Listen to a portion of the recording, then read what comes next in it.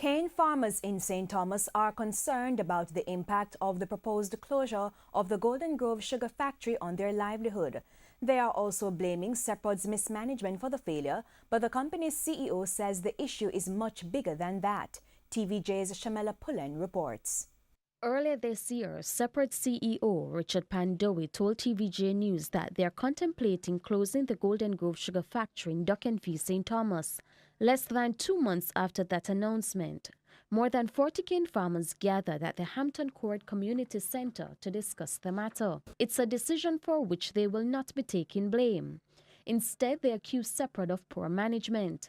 They also complain that Separate is not giving them a chance to grow the cane to the mature stage before it reaches the factory. Cane don't grow in 1 year.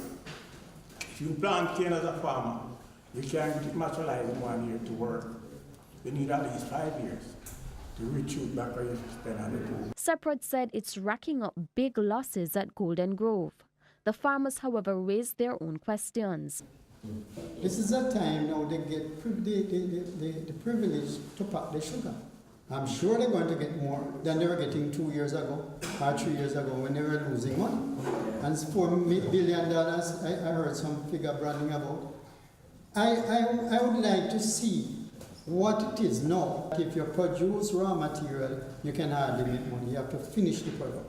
So they're not going to produce any raw material. They're only going to finish the product. Right. So why it is that the people who doing the raw material can't have a subsistence wage that they can keep alive? CEO of Separate, Richard Pandowi, says he understands the emotions expressed by the workers. It has never been run profitably, that's a fact. So as management do have responsibility to take on the performance, absolutely. I mean, management can never walk away from saying that walk away from performance issues.